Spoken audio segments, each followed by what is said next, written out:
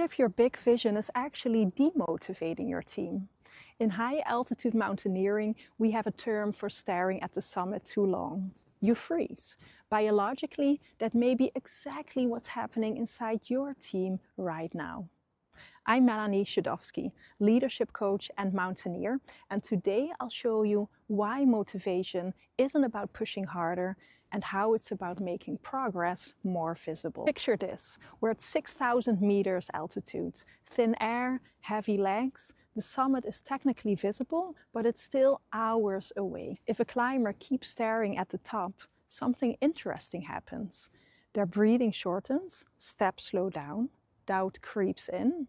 Not because they're weak, because the brain calculates effort versus perceived progress. And when progress feels too distant, the brain conserves energy. That's not psychology, that's survival wiring. Now, let's translate this into your organization. You announce, for example, we need to grow 30% this year, or we must transform the culture, or this quarter is critical. These are all summits.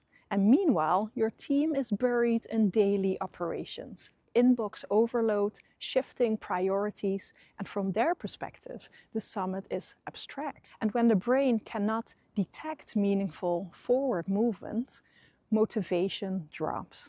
Not because people don't care, but because the effort to progress ratio feels off. Here's the simple neuroscience behind motivation.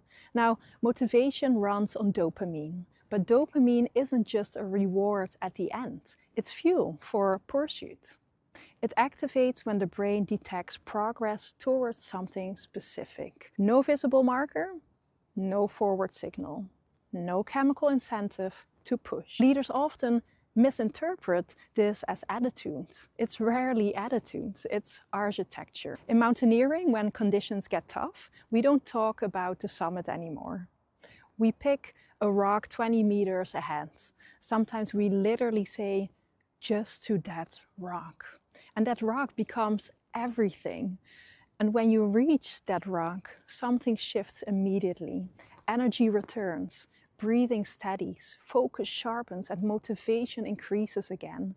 Why? Because the brain registers progress. And that's the yellow rock strategy. Now, 3 rules of a yellow rock.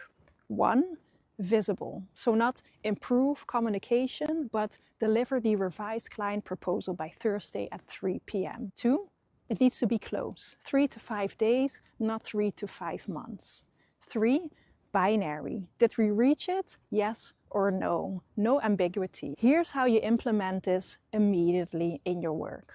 Step 1, shrink the horizon. Take one large project, cut it into a 72-hour outcome. Step 2, make progress tangible. Move tasks visibly, like a whiteboard, dashboard, Kanban. The brain needs to see forward movement. Step 3, close the loop publicly. When the rock is reached, acknowledge it. Not dramatically, just simply and clearly. Like, we said we'd deliver this by Friday, we did. That completion resets the motivational cycle. High performers don't lose motivation because they lack ambition. High performers lose it when their effort feels disconnected from visible advancement. So when leaders keep pointing at the 5-year vision without defining the next 5-day win, they unintentionally create a motivation gap. So your role as a leader isn't to inspire constantly, it's to reduce ambiguity. Momentum is not emotional, it's structural. So this week, choose one team, one project, ignore the summit, and define one yellow rock for your team. Then watch what happens when progress becomes visible again.